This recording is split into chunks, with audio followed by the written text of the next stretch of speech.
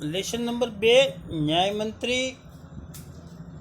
सुदर्शन कक्षा 9 Radheshyam English school Atul sir. Sudarshan ji का मूल वास्तविक नाम बद्रीनाथ शर्मा है। बद्रीनाथ का जन्म 1896 पंजाब राज्य के सियालकोट नामक स्थान में हुआ था। बचपन से ही आपने कहानियाँ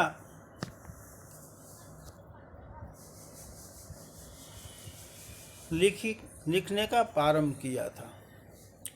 पुष्पलता, सुप्रभात, परिवर्तन, पनघट, नगीना आदि आपके सुप्रसिद्ध कहानी संग्रह है।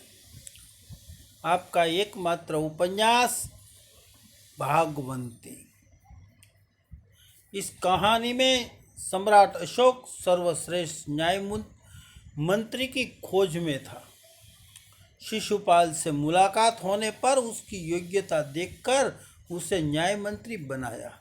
न्याय न राजा देखता है न रंग, यानी न गरीब न अमीर। न्यायतंत्र पर विश्वास दिलाने के लिए यहाँ प्रयास किया है। नई पीढ़ी के लिए इस प्रेरक कहानी प्रेरणादायक है। न्याय तंत्र की जिम्मेदारी का भी महत्व समझाया गया है। कहानी अब शुरू होती है। संध्या का समय था, चारों ओर अंधकार फैल चुका था। ऐसे में भी किसी ने बाहर से घर का दरवाजा खटखटाया। कौन है? ब्राह्मण शिशुपाल ने थोड़ा सा दरवाजा खोलते हुए पूछा। एक परदेशी। बाहर से आवाज आई, क्या मुझे रात काटने के लिए स्थान मिल जाएगा? जैसे ही शिशुपाल ने पूरा दरवाजा खोला, उनके सामने एक नवयुवक खड़ा था। उन्होंने मुस्कुराकर कहा, यह मेरा सौभाग्य है, सद्नसीब अतिथि मेहमान। अतिथि के चरणों से यह घर पवित्र हो जाएगा। आइए पधारिए। अतिथि को लेकर शिशुपाल घर में गए और उनका आदर सत्कार किया। फिर दोनों उस समय की देश की अवस्था परिस्थिति पर बातें करने लगे। शिशुपाल ने कहा, आजकल बड़ा अन्याय हो रहा है, परंतु परदेशी इस बात से सहमत न था। वह बोला, दोष निकालना तो सुगम है, सुगम यानी सरल बात है, परंतु कुछ करके दिखाना कठिन है। शिशुपाल बोले, अवसर मिले तो दिखा दूं कि न्याय किसे कहते हैं। तो आप अवसर चाहते हैं? अवसर यानी मौका। हाँ, अवसर चाहता हूँ। फिर कोई अन्याय नहीं होगा? बिल्कुल नहीं। कोई अपराध दंड से न बचेगा? नहीं। परदेशी ने मुस्कुराकर कहा, यह बहुत कठिन काम है। ब्राह्मण के लिए कुछ भी कठिन नहीं। मैं न्याय का डंका बजाकर दिखा दूंगा। परदेशी धीरे से मुस्कुराए पर कुछ न बोले। फिर कुछ देर बाद वे सो गए। सुबह उठकर परदेशी ने शिशुपाल को धन्यवाद देकर उसे विदा ली। कुछ दिनों के बाद शिशुपाल के घर पर कुछ सिपाही आए और उन्हें दरबार में चलने के लिए कहा। शिशुपाल सहम गया, आश्चर्यचकित रह गया। मैंने तो कुछ गुनाह नहीं किया। फिर भी राज दरबार में वे समझ नहीं सके कि सम्राट ने उन्हें क्यों बुलाया है। कहीं उस परदेशी ने तो सम्राट को झूठी सच्ची शिकायत यानी फरियाद नहीं कर दी। दरबार में पहुंचकर शिशुपाल का कलेजा धड़कने लगा, भय के मारे। जब उन्होंने देखा कि परदेशी सम्राट अशोक है। परदेशी और कोई नहीं था, सम्राट अशोक था। सम्राट बोले, ब्राह्मण देवता, मैं आपको न्याय का अवसर देना चाहता हूँ, आप तैयार हैं? पहले तो शिशुपाल घबरा गए, फिर बोले, यदि सम्राट की यही इच्छा है तो मैं तैयार हूँ। बहुत ठीक, कल से आप न्याय मंत्री हुए। सम्राट ने कहा और अपने हाथों से अंगूठी उतारकर शिशुपाल को पहना दी। यह सम्राट अशोक की राज मुद्रा थी। अब शिशुपाल न्याय मंत्री थे। उन्होंने राज्य की समुचित व्यवस्था यानी उच्च कक्षा की व्यवस्था की, उसका आरंभ कर दिया। उनके सुप्रबंध सारी व्यवस्था से राज्य में पूरी तरह शांति रहने लगी। किसी को किसी प्रकार का भय नहीं था। लोग यहाँ तक के दरवाजे खुले छोड़ जाते थे। चारों तरफ न्याय की सुप्रबंध व्यवस्था और न्याय की धूम मच गई। धूम मच जाना, सुप्रसिद्ध होना। लगभग 1 महीने के बाद किसी ने रात में एक पहरेदार की हत्या कर दी। सुबह होते ही यह बात चारों तरफ फैल गई। लोग बड़े हैरान थे। शिशुपाल की तो नींद उड़ गई।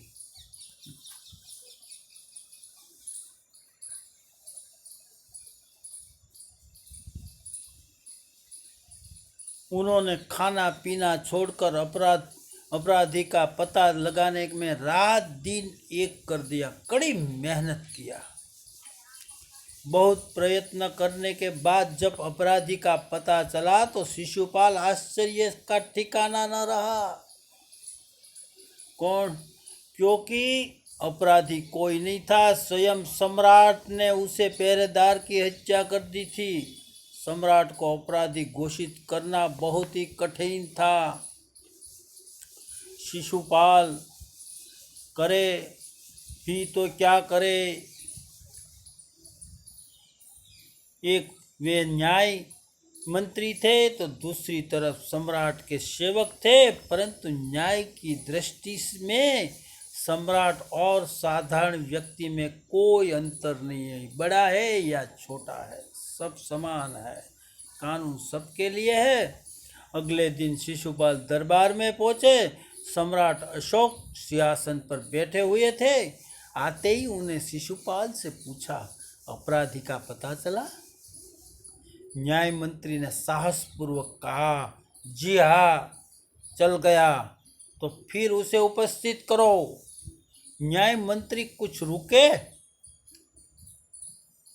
फिर अपने उच्च अधिकारी को संकेत यानी इशारा करते हुए बोले, धनवीर, इन्हें गिरफ्तार कर लो, मैं आज्ञा देता हूँ। संकेत सम्राट की ओर था। दरबार में निस्बंधता छा गई यानी शांति छा गई। सम्राट का चेहरा क्रोध से लाल हो गया। वे सिंहासन से खड़े हो गए और बोले, इतना साहस? न्याय मंत्री ने ऐसा भाव प्रकट किया जैसे कुछ सुना ही न हो। उन्होंने अपने शब्दों को फिर दोहराया, धनवीर, देखते क्या हो, अपराधी को गिरफ्तार कर लो। दूसरे ही क्षण सम्राट के हाथों में हथकड़ी पड़ गई। न्याय मंत्री ने कहा, अशोक, तुम पर पहरेदार की हत्या का आरोप लगाया जाता है, तुम इसका क्या उत्तर देते हो? सम्राट होठ काटकर रह गए। होठ काटना, आश्चर्य में पड़ना। न्याय मंत्री ने फिर पूछा, तो तुम अपराध स्वीकार करते हो? हाँ, मैंने उसे मारा आवश्यक है, पर वह उद्दंड था, अविवेकी था।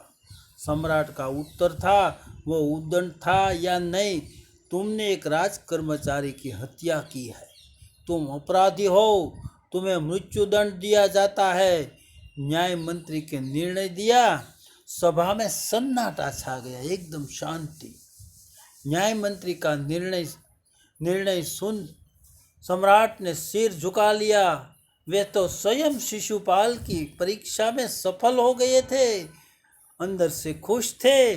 सम्राट का हृदय ऐसे व्यक्ति को पाकर गदगदित हो रहा, भाव विभोर हो गए, आनंद से पुलकित हो गए। तभी न्याय मंत्री का संकेत पाकर एक कर्मचारी सम्राट अशोक की सोने की मूर्ति लेकर उपस्थित हो गया। न्याय मंत्री ने खड़े होकर कहा, सज्जनों, यह सच है कि मैं न्याय मंत्री हूँ, और यह भी सच है कि अपराधी को दंड मिलना चाहिए, परंतु अपराधी और कोई नहीं था, स्वयं सम्राट अशोक है। शास्त्रों में राजा को ईश्वर का रूप माना गया है, इसलिए उसे ईश्वर ही दंड दे सकता है। अंत एवं मैं आज्ञा देता हूँ कि सम्राट को चेतावनी देकर छोड़ दिया जाए और उनके स्थान पर इस सोने की मूर्ति को फांसी पर लटका दिया जाए, जिससे लोगों को शिक्षा मिले, बोधपाठ मिले। न्याय मंत्री का न्याय सुनकर लोग जय जयकार कर उठे। शिशुपाल का जय जयकार हुआ। जब सब लोग चले गए तो शिशुपाल ने राजमुद्रा सम्राट अशोक के सामने रख दी और बोले, महाराज, यह राजमुद्रा वापस ले लो, मुझसे यह बोझ नहीं उठाया जाएगा।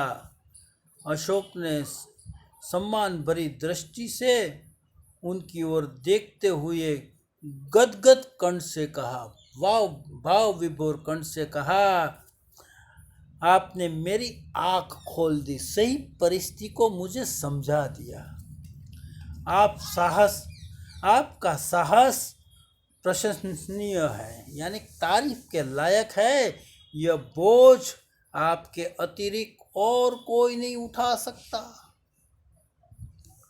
न्याय मंत्री निरंतर એટલે सदा के लिए निरुत्तर हो गए, चुपचाप हो गए। यहाँ कहानी न्याय मंत्री की है और पूर्ण हुई।